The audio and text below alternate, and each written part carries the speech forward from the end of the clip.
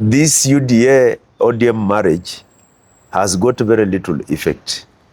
And in fact, if Raila will support Ruto, the support he will bring in terms of numbers will not be so much. Will not be so much. So, and that makes Ruto, I think Ruto could be, privately could be, regretting why he impeached Gachagua. He could be, regretting privately. Because he thought that, Gachagua had no effect in Mulima, Kenya. He would just be impeached and forgotten, and Ruto will remain with the Mulima. Yeah. That was a suicidal mistake that Ruto made politically. I don't support Gachagua, but I believe Ruto made a very big political mistake impeaching Gachagua. And so, if you look at it again historically, Luos and Kikuyus have never been cohabited in the same government together. The only time they tried to be in a government together was during Kibaki's time, 2002 to around 2003. The relationship could not go any further than that. When one is in the government, the other one must be out. Yeah. When the other one is out, the other one must be in government.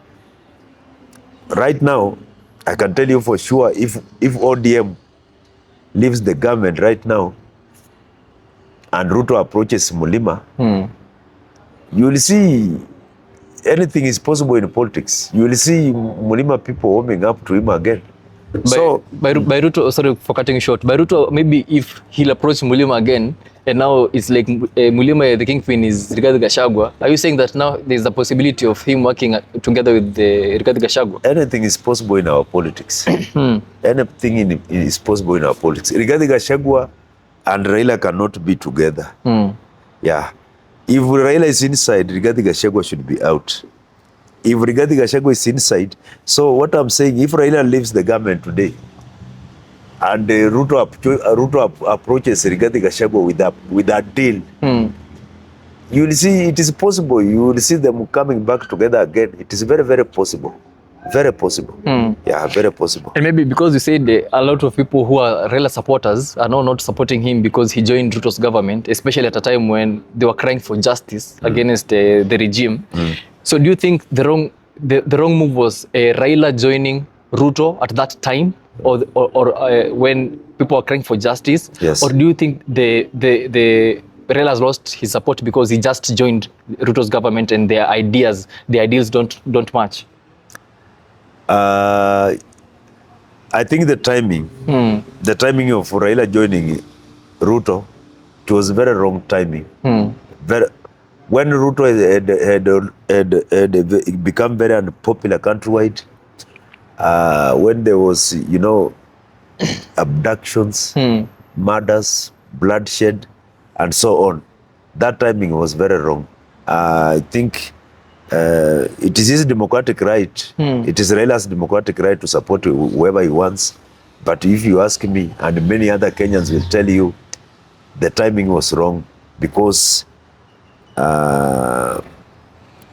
Kenyans, you know the reason why Kenyans stormed Parliament. It was after Parliament had ignored Kenyans. Parliament was defiant. Even after Kenyans had completely shut down Finance Bill 2024 in public participation forums, MPs went ahead to vote to pass it. That was a defiance. And that is why, the main reason why Kenyans stormed the Parliament. So I think it is very clear that Raila has lost his national support because of being together with Ruto, nothing else. Because of being together with Ruto, he has lost national support. Very many Kenyans, all of us, very many of us in Kenya, we know that Raila has always projected himself as a person who fights for social justice and democracy.